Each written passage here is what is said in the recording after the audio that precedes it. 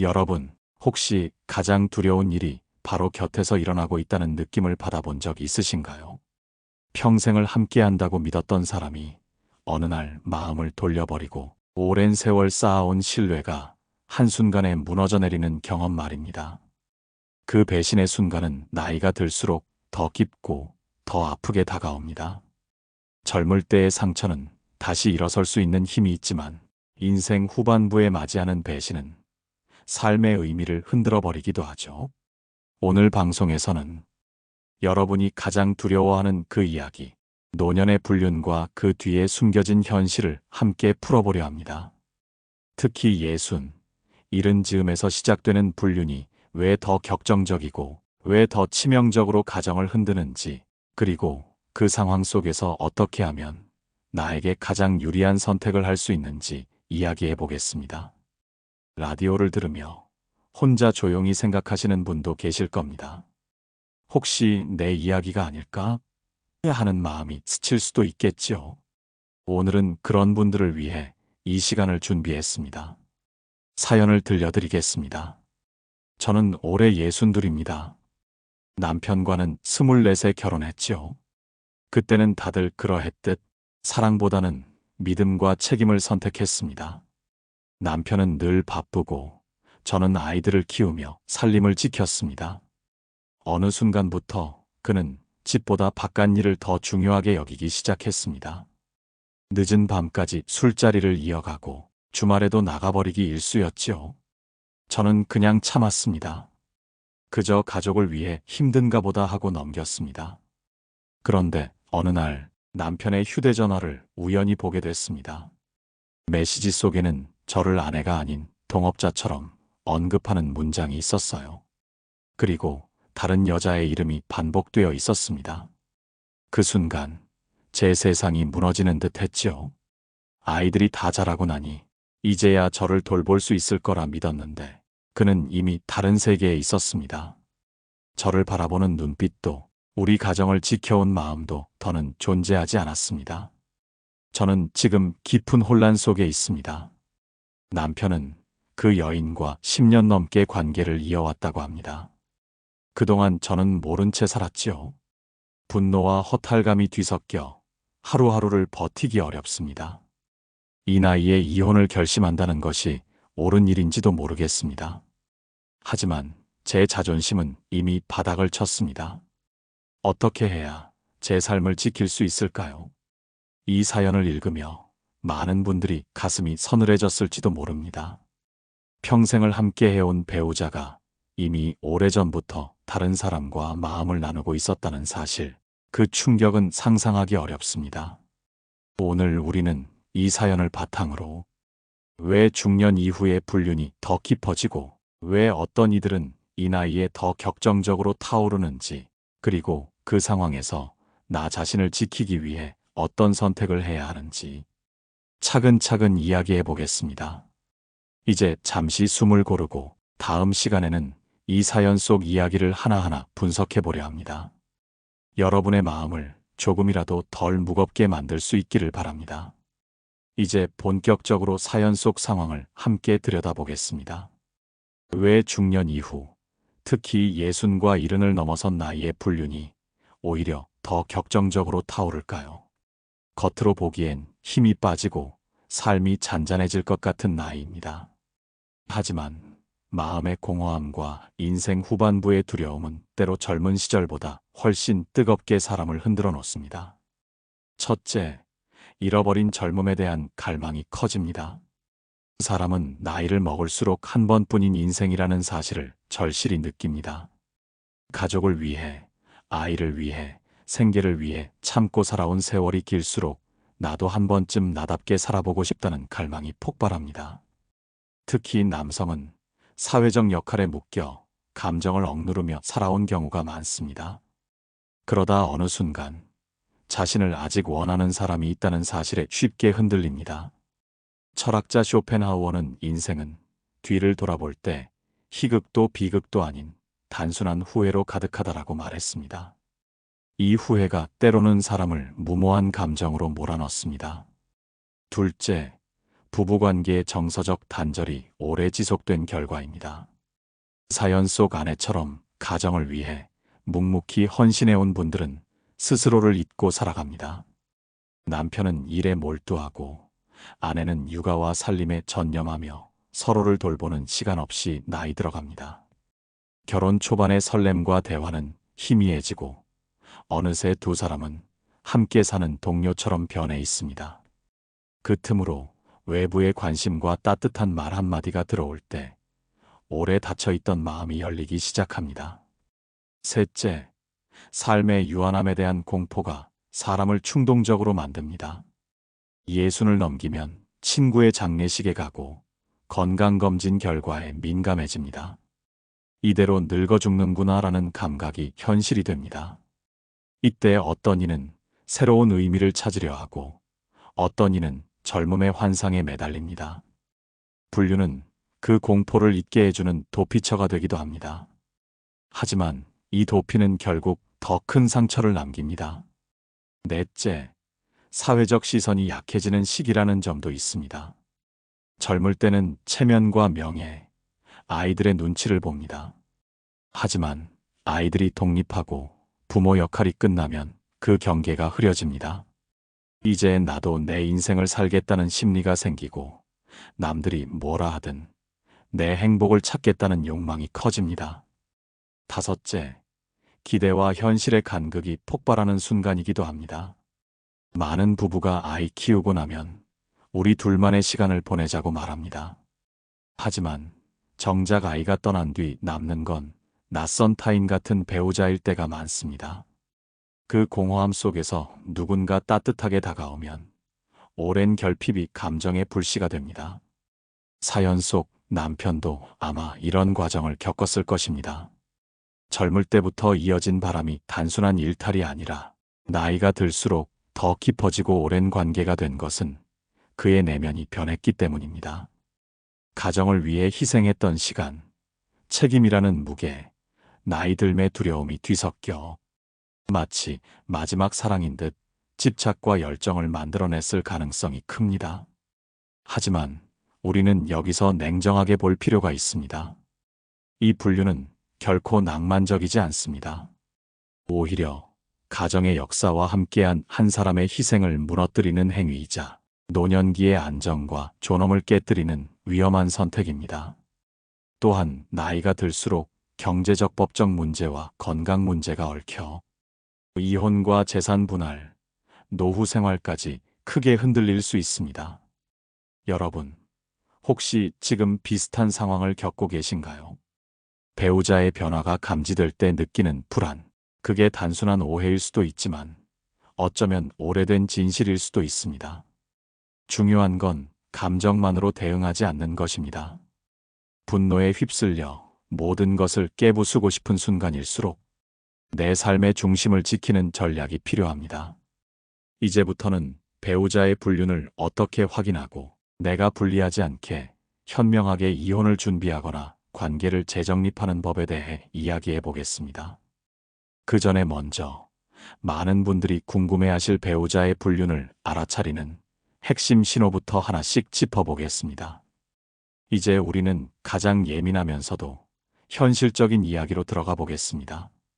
바로 배우자의 불륜을 어떻게 확인할 것인가, 그리고 그 사실을 알게 된 후 나를 지키기 위해 어떤 준비를 해야 하는가입니다. 많은 분들이 이 단계에서 가장 큰 실수를 합니다. 배신을 알게 되는 순간 감정이 폭발해 상대를 추궁하거나 충동적으로 집을 나가버리기도 합니다.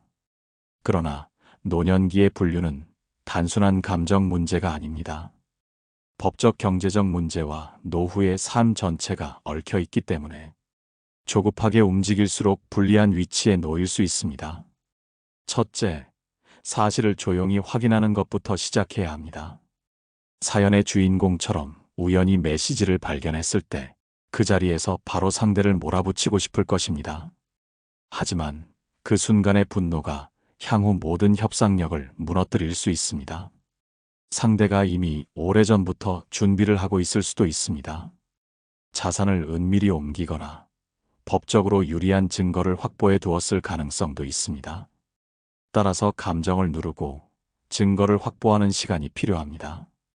증거는 대화 기록, 사진, 금융 자료 등 법적으로 효력이 있을 수 있는 자료여야 합니다. 단순한 추측이나 불확실한 감정 표현은 소용이 없습니다. 만약 스스로 확보하기 어렵다면 조용히 법률 상담을 받아 전문가의 조언을 듣는 것이 좋습니다. 둘째, 경제적 현실을 먼저 점검해야 합니다. 이혼을 고려하는 순간 가장 중요한 건 경제적 생존입니다. 노년기의 이혼은 젊은 세대와 달리 새로운 수입을 만들기가 어렵고 연금이나 부동산 등 이미 축적된 자산을 어떻게 나눌지가 삶을 좌우합니다. 남편이 오랜 세월 동안 만들어 놓은 재산이 부부 공동의 것인지, 연금 수령 구조가 어떻게 되어 있는지, 부동산과 예금이 누구 이름으로 되어 있는지를 세밀하게 확인해야 합니다. 이 과정에서 전문가 상담은 필수적입니다. 배우자의 동의 없이 재산 정보를 확인하기 어렵다면 법적으로 가능한 방법을 안내받는 것이 필요합니다. 철학자 세네카는 분노가 이성을 압도하면 반드시 손해를 부른다라고 말했습니다. 경제적 준비 없이 분노에 휩쓸려 이혼을 선택하면 감정은 잠시 시원할지 몰라도 남은 삶이 더 고달파질 수 있습니다. 셋째, 내 마음을 정리하는 시간을 가져야 합니다. 이혼을 결심하기 전 또는 상대에게 진지한 대화를 제안하기 전에는 내가 정말 원하는 것이 무엇인지 스스로에게 물어야 합니다. 나는 단지 배신에 대한 분노로 결정을 내리고 있는가? 아니면 앞으로의 삶을 새롭게 설계하기 위해 용기 있는 선택을 하려는 것인가? 이 질문에 대한 답을 찾기 위해 심리 상담이나 신뢰할 수 있는 전문가의 도움을 받는 것도 좋습니다.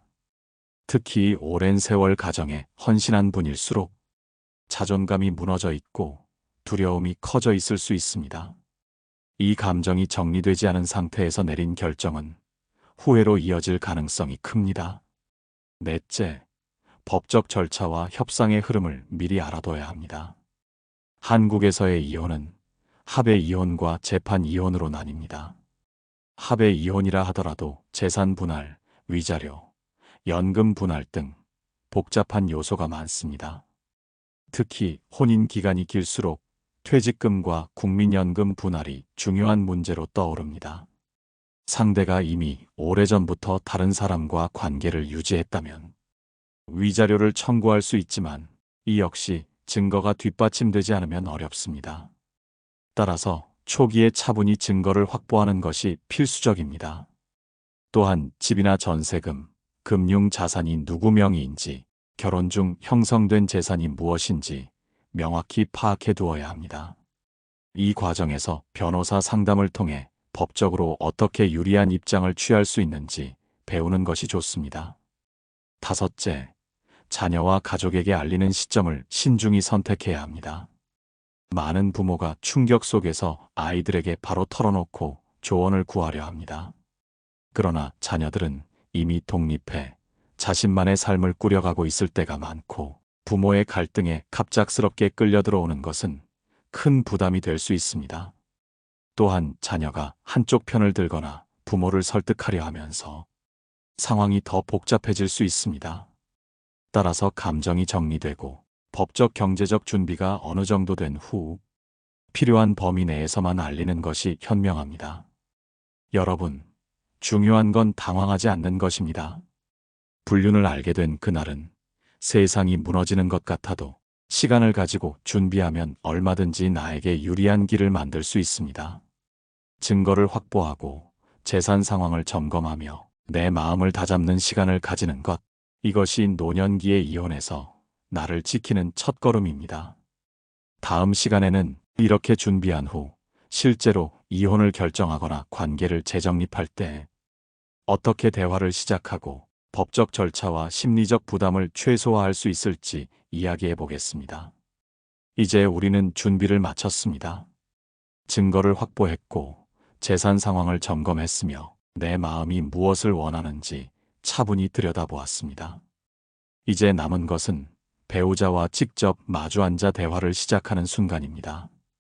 이 단계는 감정의 소용돌이가 가장 크지만 동시에 향후 모든 선택을 결정짓는 중요한 분기점이기도 합니다. 첫째, 감정이 아닌 사실로 이야기해야 합니다. 불륜을 알게 된 순간의 분노와 배신감은 이루 말할 수 없습니다. 하지만 그 감정 그대로를 상대에게 쏟아내면 오히려 대화의 주도권을 잃게 됩니다. 상대는 방어적으로 변하고 상황은 싸움으로만 흐를 가능성이 큽니다. 따라서 처음 대화를 시작할 때는 마음속에 준비해둔 사실과 자료를 중심으로 말해야 합니다. 예를 들어 이렇게 시작해 볼 수 있습니다. 나는 오랜 시간 동안 우리 가정을 지켜왔어. 그런데 최근 여러 정황을 확인했어. 내가 알고 있는 사실에 대해 당신의 생각을 듣고 싶어. 이처럼 조용하지만 단호한 태도는 상대를 긴장시키고 동시에 나를 더 이상 무시할 수 없다는 신호를 줍니다. 둘째, 대화의 목적을 분명히 해야 합니다. 이 대화가 단순히 분노를 표현하기 위한 것인지, 관계를 회복하기 위한 것인지, 이혼을 준비하기 위한 것인지 스스로에게 먼저 확인해야 합니다. 만약 이미 마음을 정리했고 이혼을 준비하고 있다면 상대에게는 감정적 언쟁보다는 법적 절차를 시작하겠다는 의지의 표명이 필요합니다. 반대로 아직 결정을 내리지 못한 상태라면 일단 사실 확인과 상대의 입장 청취에 집중하는 것이 좋습니다. 나는 아직 우리 관계를 어떻게 할지 결정하지 않았어. 하지만 지금의 상황을 정확히 알고 싶어. 이렇게 말하면 상대가 거짓으로 상황을 꾸미기 어려워집니다. 셋째, 협박이나 극단적 발언은 피해야 합니다. 분노에 휩싸이면 당장 나가. 너 죽고 나 죽자. 와 같은 극단적인 말이 쉽게 나옵니다. 그러나 이런 발언은 법적 협상에서 나를 불리하게 만들 수 있습니다. 또한 상대가 방어적이 되거나 공격적으로 반응하면서 대화 자체가 파국으로 치닫게 됩니다. 노년의 이혼은 젊을 때와 달리 더 많은 법적 경제적 이해관계가 얽혀 있습니다. 이때 내가 감정적으로 흥분해 보복적인 말을 하면 재산 분할이나 위자료 협상에서 불리해질 수 있습니다. 넷째, 대화의 장소와 방식을 신중하게 선택해야 합니다. 사적인 공간에서 둘만의 대화를 시도하면 감정이 폭발할 위험이 큽니다. 가능하다면 중립적인 공간이나 필요할 경우 전문가가 동석하는 상담 자리를 활용하는 것도 방법입니다. 또한 대화 전에는 나를 지지해 줄 수 있는 변호사나 전문가에게 어떻게 대응해야 하는지 기본 지침을 받아두면 좋습니다. 이렇게 준비하면 예상치 못한 상대의 반응에도 당황하지 않고 대응할 수 있습니다. 다섯째, 회복 가능성을 평가할 때 냉정해야 합니다. 일부 부부는 불륜을 겪은 후에도 관계를 재정립하고 새로운 삶을 만들어 가기도 합니다. 하지만 모든 경우에 회복이 가능한 것은 아닙니다. 특히 오랜 기간 지속된 불륜이라면 상대가 이미 정서적 경제적으로 다른 관계를 선택했을 가능성이 높습니다. 만약 상대가 진심으로 사과하고 관계 회복을 원한다면 부부 상담을 통해 새로운 합의를 시도해 볼 수 있습니다. 하지만 반복되는 거짓말이나 책임 회피, 재산을 은밀히 이동시키는 행동이 포착된다면 그 관계를 유지하려는 시도가 오히려 내 삶을 더 힘들게 만들 수 있습니다. 철학자 니체는 사랑은 신뢰를 먹고 자라지만 배신은 신뢰를 영원히 갉아먹는다라고 말했습니다. 한번 무너진 신뢰를 회복하는 것은 가능할 수도 있지만 그 과정에서 내 삶이 얼마나 소진될지를 먼저 계산해야 합니다. 여섯째, 심리적 안전망을 미리 확보해야 합니다. 이혼 여부를 결정하는 대화는 큰 감정적 소용돌이를 일으킵니다. 친구나 가족, 전문가 중 신뢰할 수 있는 사람에게 내 상황을 일부 공유하고 심리적 지지를 받는 것이 중요합니다. 혼자 감당하기에는 그 무게가 너무 클 수 있습니다. 상대가 예상보다 거칠게 반응할 경우를 대비해 주거와 생활비 계획을 세워두는 것도 필요합니다. 노년기에는 감정적 상처뿐 아니라 생활의 안정이 무엇보다 중요합니다. 여러분, 대화의 순간은 두려움으로 가득하지만 준비가 되어 있다면 결코 휘둘리지 않습니다. 분노를 다스리고 사실을 바탕으로 나를 보호할 수 있는 경계를 세운다면 상대의 말이나 행동에 끌려가지 않을 수 있습니다. 이제 우리는 마지막으로 이혼을 실제로 선택할 때의 전략과 절차, 그리고 그 과정에서 내 노후를 지키는 방법에 대해 이야기해 보려 합니다. 다음 시간에는 이혼이 남은 인생에 미칠 영향을 어떻게 최소화할 수 있는지, 그리고 감정적 회복을 위해 무엇을 준비해야 하는지를 구체적으로 다루겠습니다. 이제 우리는 대화의 문을 열었습니다. 상대와 마주 앉아 사실을 확인하고 내가 무엇을 원하는지 스스로 점검한 뒤, 이제 현실적인 이혼 절차와 경제적 준비라는 마지막 큰 산을 넘어야 합니다.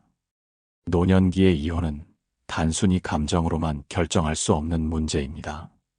이제부터는 삶 전체의 안정을 지키기 위한 구체적 전략을 살펴보겠습니다. 첫째, 법적 절차의 큰 흐름을 이해해야 합니다. 한국에서의 이혼은 크게 협의 이혼과 재판 이혼으로 나눌 수 있습니다. 협의 이혼은 부부가 합의해 법원에서 확인을 받는 방식으로 서류와 절차가 비교적 단순하지만 합의가 이루어져야 합니다. 그러나 오랜 불륜이나 재산 갈등이 얽혀 있다면 협의가 쉽지 않을 수 있습니다. 재판 이혼은 상대가 합의를 거부하거나 배우자의 잘못을 입증해야 할 때 선택됩니다. 이때 불륜은 가장 대표적인 재판 이혼 사유가 될 수 있으며 증거가 확보되어 있다면 위자료를 청구할 수 있습니다. 다만 법원은 단순한 의심이나 불명확한 자료를 인정하지 않으므로 증거 수집은 초기 단계에서 철저히 준비해야 합니다. 둘째, 재산 분할 구조를 정확히 이해해야 합니다. 혼인 기간 동안 형성된 재산은 대부분 부부 공동 재산으로 간주됩니다. 명의가 누구 이름이든 관계없이 함께 살면서 형성된 재산이라면 일정 비율로 나눌 수 있습니다. 많은 분이 실수하는 부분이 바로 연금입니다. 국민연금이나 공무원연금 등은 혼인 기간만큼 분할 청구가 가능합니다. 예를 들어 남편이 오랜 세월 직장 생활을 하며 국민연금을 납부했다면 아내 역시 일정 비율을 나눌 권리가 있습니다. 부동산 역시 마찬가지입니다. 명의가 상대방에게만 있더라도 혼인 중 형성된 재산이라면 법적으로 분할을 요구할 수 있습니다. 또한 퇴직금이나 퇴직연금 역시 이혼 시 분할 대상이 될 수 있으니 배우자의 퇴직 시기와 예상 금액을 미리 파악해 두는 것이 중요합니다. 셋째, 위자료 청구의 현실을 직시해야 합니다. 배우자의 불륜이 명백하다면 위자료를 청구할 수 있습니다. 그러나 많은 분들이 기대하는 것처럼 위자료가 생활을 보장해 줄 만큼 큰 금액으로 인정되지는 않습니다. 위자료는 보통 수백만 원에서 수천만 원 사이이며 결혼기간, 불륜기간, 피해자의 정신적 고통 등을 종합적으로 고려해 산정됩니다. 따라서 위자료에 기대어 노후를 설계하기보다는 재산 분할과 연금 분할을 중심으로 안정적인 생활 기반을 확보하는 것이 더 현실적입니다. 넷째, 전문가의 도움을 적극적으로 활용해야 합니다. 변호사, 법률 상담소, 가사 전문 상담가와 같은 전문가의 도움은 노년기의 이혼에서 필수적입니다. 특히 재산 규모가 크거나 복잡한 경우 혹은 배우자가 이미 자산을 은닉했을 가능성이 있는 경우에는 전문가의 조언이 없으면 불리해질 수 있습니다. 법률적 절차를 모르는 상태에서 혼자 대응하면 상대방이 먼저 움직여 유리한 지위를 차지할 수 있습니다. 이혼은 감정이 아닌 전략의 싸움이기도 하다는 것을 잊지 마세요. 다섯째, 주거와 생활비 계획을 선제적으로 세워야 합니다. 이혼 후의 삶을 구체적으로 설계하지 않은 채 감정만으로 이별을 선택하는 것은 매우 위험합니다. 특히 노년기에는 새로운 직업을 갖거나 큰 수입을 얻는 것이 쉽지 않기 때문에 생활 기반이 확보되지 않은 상태에서의 이혼은 더 깊은 불안과 후회를 가져올 수 있습니다. 따라서 이혼을 결심했다면 어디서 살 것인지, 생활비를 어떻게 마련할 것인지, 건강 문제나 노후 돌봄은 어떻게 해결할 것인지 미리 구체적으로 계획해야 합니다. 재산 분할이나 연금 분할로 받을 수 있는 금액, 현재 보유한 자산의 현금화 가능성, 주거 형태 전세 월세 자가를 미리 검토해 두는 것이 중요합니다. 여섯째, 건강과 돌봄 문제를 간과하지 않아야 합니다. 노년의 이혼은 경제적 문제뿐 아니라 건강관리와 돌봄 체계에도 직접적 영향을 미칩니다. 부부가 함께 살아갈 때 당연하게 기대했던 돌봄이 사라지기 때문에 병원 진료, 장기 요양, 긴급 상황에 대한 대비책을 새롭게 세워야 합니다. 가까운 친척이나 자녀와의 관계, 지역 사회 복지 서비스, 노인 돌봄 지원 제도 등을 미리 조사하고 활용하는 것이 좋습니다. 혼자가 되는 삶을 감정적으로만 바라보면 두려움이 커지지만 현실적으로 대비하면 충분히 안정적인 노후를 만들 수 있습니다. 일곱째, 내 마음을 지켜야 한다는 것을 잊지 말아야 합니다. 이혼 과정은 길고 지치게 만드는 절차입니다. 법정 다툼과 재산 협상, 그리고 오랜 감정의 소용돌이는 사람을 쉽게 무너뜨립니다. 이럴 때는 정서적 안전망을 지니는 것이 중요합니다. 신뢰할 수 있는 상담가, 친구, 가족과 정기적으로 마음을 나누세요. 심리적 지지가 없다면 법적 준비가 아무리 완벽해도 결국 무너질 수 있습니다. 철학자 아리스토텔레스는 행복은 외부의 조건보다 마음의 상태에 달려 있다라고 했습니다. 결국 이혼 후의 삶을 지키는 힘은 법적 경제적 준비뿐 아니라 내 마음을 다잡는 데서 시작됩니다. 여러분, 오늘 이 부분에서 가장 강조하고 싶은 것은 충분한 준비와 차분한 실행입니다. 노년기의 이혼은 감정적으로는 복잡하고 힘들지만 철저히 준비한다면 오히려 내 삶을 되찾는 시작점이 될 수 있습니다. 다음 시간에는 마지막으로 이 모든 과정을 거친 후 어떻게 감정적 회복을 이루고 새로운 삶을 시작할 수 있는지에 대해 이야기해 보겠습니다. 이혼이라는 선택을 하든 관계를 재정립하든 결국 중요한 것은 내 삶을 다시 세우는 힘이니까요. 이제 법적 준비와 경제적 기반을 세운 뒤 가장 어려운 여정이 남았습니다. 바로 마음을 회복하고 새로운 삶을 살아가는 일입니다. 사실 많은 분들이 이 단계에서 길을 잃습니다. 법적으로 이혼을 마무리했지만 마음속 허탈함과 분노, 그리고 공허감이 사라지지 않아 오히려 삶이 더 무겁게 느껴지기도 합니다. 노년의 분류는 단순한 이별이 아닙니다. 수십 년을 함께 해온 사람과의 기억, 가정을 위해 감내해온 세월, 자신이 쌓아올린 인생의 의미가 흔들리는 사건입니다. 따라서 감정적 치유는 단순히 시간이 해결해주지 않습니다. 의식적으로 나를 돌보고 새로운 의미를 찾는 과정이 필요합니다. 첫째, 상실을 있는 그대로 받아들이는 것부터 시작해야 합니다. 오랜 결혼이 무너질 때 가장 먼저 찾아오는 감정은 상실감입니다. 분노와 슬픔이 번갈아 밀려오고 내가 살아온 세월이 부정당한 듯한 허망함이 뒤따릅니다. 이 감정을 억누르려 하거나 억지로 빨리 잊으려 하면 오히려 고통이 길어집니다. 심리학자 엘리자베스 퀴블러 로스가 말한 것처럼 상실의 과정은 부정, 분노, 타협, 우울, 수용의 단계를 거칩니다. 이 단계를 피하지 않고 스스로 인정할 때 비로소 다음 단계로 나아갈 힘이 생깁니다. 일기나 편지 형태로 마음을 기록해보는 것도 좋습니다. 말로 꺼내기 힘든 감정을 글로 표현하면 생각이 정리되고 감정이 조금씩 가벼워집니다. 둘째, 자존감을 회복하는 새로운 일상을 만들어야 합니다. 배신을 경험하면 자신에 대한 신뢰가 무너집니다. 내가 부족해서 이런 일이 생긴 걸까 하는 자책이 따라오기도 하지요. 그러나 이혼이나 분류는 결코 한 사람의 잘못만으로 일어나는 일이 아닙니다. 상대의 선택은 그 사람의 책임이며 내 가치는 변하지 않습니다. 이때 가장 중요한 것은 나 자신을 돌보는 작은 습관을 만드는 것입니다. 건강을 위한 운동, 좋아하는 취미를 다시 시작하는 것, 친구들과의 만남을 늘리는 것만으로도 삶이 달라집니다. 매일 같은 일상이더라도 내가 나를 위해 선택한 시간이 있다는 사실은 큰 힘이 됩니다.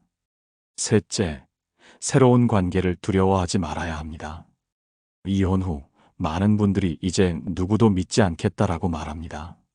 상처가 크기 때문에 이해할 만한 반응이지만 완전히 마음을 닫아버리면 오히려 외로움과 고립에 빠질 수 있습니다.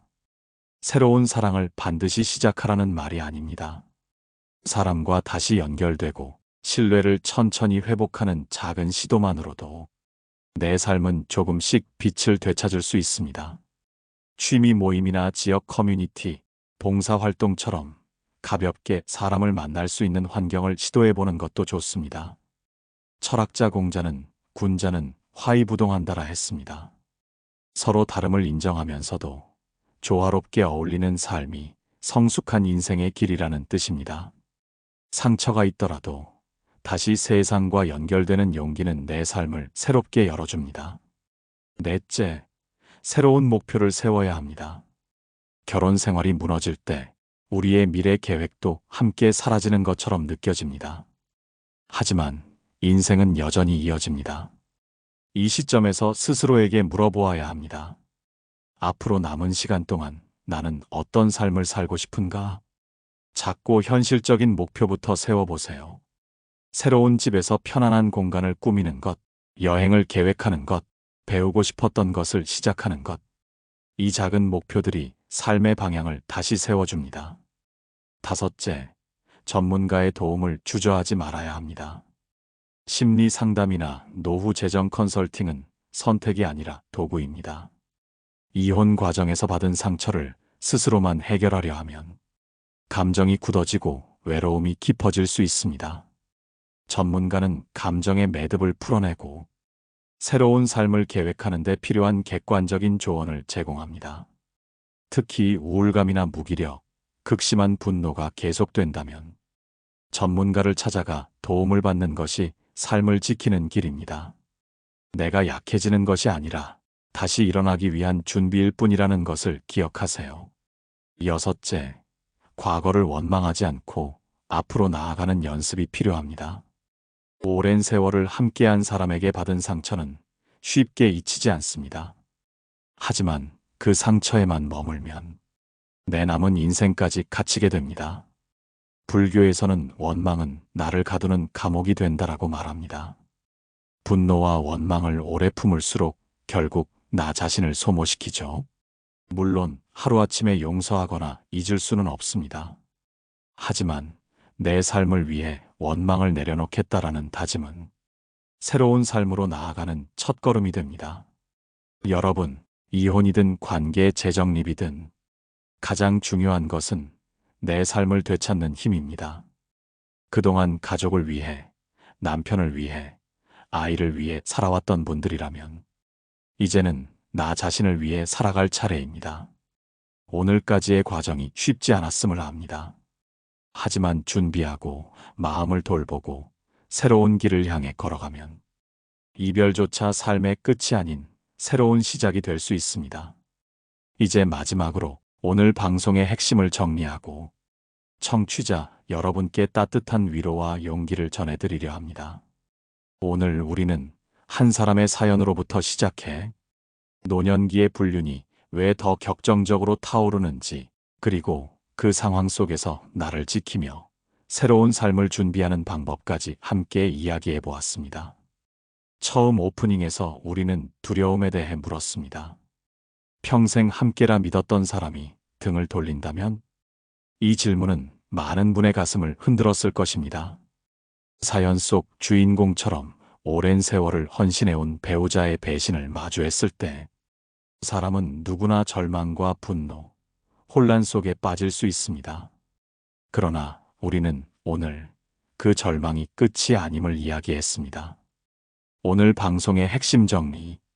첫째, 노년기의 불륜은 단순한 일탈이 아니라 젊음에 대한 갈망, 부부관계의 정서적 단절, 삶의 유한함에 대한 공포가 뒤섞여 생겨나는 복합적 현상이라는 것. 둘째, 감정적 충동으로 대응하면 나를 잃을 수 있기에 사실을 확인하고 증거를 확보하는 것이 가장 먼저라는 것. 셋째, 경제적 기반을 점검하고 법적 전략을 세워야 노년기의 삶을 안정적으로 지킬 수 있다는 것. 넷째, 배우자와 대화할 때는 감정이 아닌 사실로 이야기하며 협상력과 주도권을 잃지 않아야 한다는 것. 다섯째, 이혼이든 관계 재정립이든 결국 중요한 건 내 삶을 되찾는 용기와 새로운 목표를 세우는 힘이라는 것.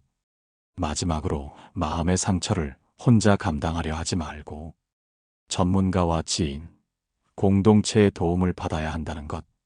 그것이 감정의 회복과 새로운 시작을 위한 안전망이 됩니다. 여러분, 오늘 이야기가 혹시 너무 무겁게 들렸을지도 모릅니다. 하지만 저는 이 시간을 통해 한 가지를 꼭 전하고 싶습니다. 여러분의 인생은 아직 끝나지 않았습니다. 사랑받지 못한 세월이 있었다고 해서 남은 인생이 그 상처로만 채워져야 하는 것은 아닙니다. 배신은 분명 큰 아픔이지만 그 아픔 속에서도 나를 다시 세우고 새로운 삶을 시작할 수 있습니다. 노후에 가장 두려운 것은 외로움이나 가난이 아니라 자신을 잃어버리는 것입니다. 오늘의 이야기가 여러분이 다시 자신을 바라보고 내 삶을 위해 준비하고 나를 위한 선택을 할 용기를 얻는 계기가 되었기를 바랍니다. 철학자 빅터 프랭클은 이렇게 말했습니다. 인생은 우리가 뜻을 부여하는 만큼 살아난다. 지금의 아픔이 훗날 새로운 의미와 힘이 되어 여러분을 더 단단하게 만들길 바랍니다. 청취자에게 건네는 마지막 부탁. 혹시 지금 이 이야기가 내 현실과 닮아 있다면 당황하지 말고 차분히 준비하세요. 법과 경제를 이해하고 나의 감정을 정리하며 새로운 삶을 설계하는데 주저하지 마세요. 그리고 오늘 이 방송이 도움이 되었다면 여러분의 생각을 댓글로 나눠주세요. 비슷한 경험을 가진 누군가에게 큰 힘이 될 수 있습니다. 구독과 알림 설정도 함께 하시면 앞으로도 여러분의 마음을 지켜줄 이야기들을 계속 전해드리겠습니다. 여러분의 삶이 다시 빛나길 이 시간 함께한 모든 분들께 진심으로 응원을 보냅니다. 이것으로 오늘의 이야기를 마칩니다. 당신이 겪고 있는 아픔은 존중받아야 하고 당신의 인생은 여전히 소중합니다. 다시 시작할 힘을 잃지 않기를 바랍니다. 노후에 빛나는 지혜였습니다.